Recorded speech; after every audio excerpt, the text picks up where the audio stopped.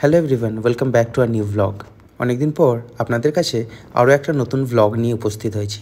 Preview দেখে বুঝতেই পেরেছেন আমি কোথায় গেছিলাম এবং সেখানে গিয়ে কী করেছি। রিসেন্টলি আপনারা সবাই জানেন আমি উদয়পুর থেকে এলাহাবাদে ট্রান্সফার হয়ে গেছি। তাই এলাহাবাদে আসার পর থেকেই অনেক ইচ্ছা ছিল যে রাম মন্দির একবার ভিজিট করে আসব।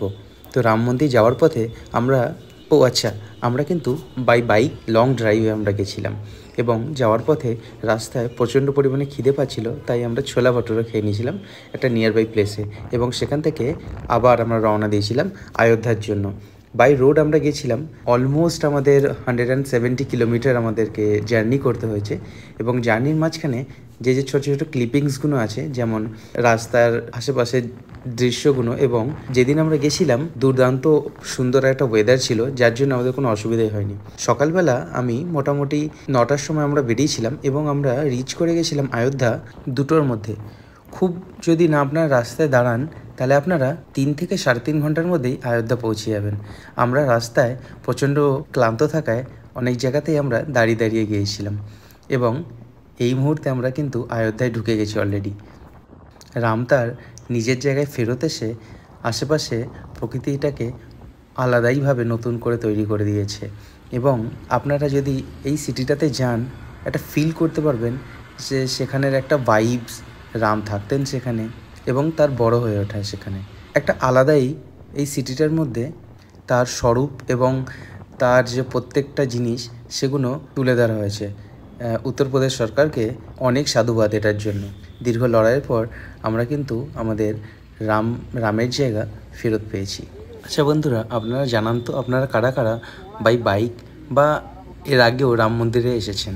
কমেন্ট করে অবশ্যই জানাবেন। যাই হোক, কথা না বাড়িয়ে চলুন আপনাদের দেখাই রাম মন্দিরের ভেতরের কিছু দৃশ্য। আচ্ছা, রাম মন্দিরের ভেতরে কিন্তু ক্যামেরা নিয়ে যাওয়া অ্যালাউ নেই, তাও আমি আপনাদের জন্য কিছু ছোট ছোট ক্লিপিংস তুলে এনেছি যাতে আপনারা ঘরে বসেই সেটা দেখতে পান।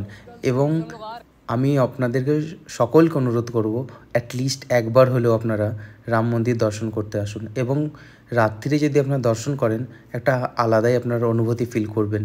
এখানে চারিদিকে লাইটিং এবং অনেক কিছু, আমি তো দেখে জাস্ট মুগ্ধ হয়ে গেছি।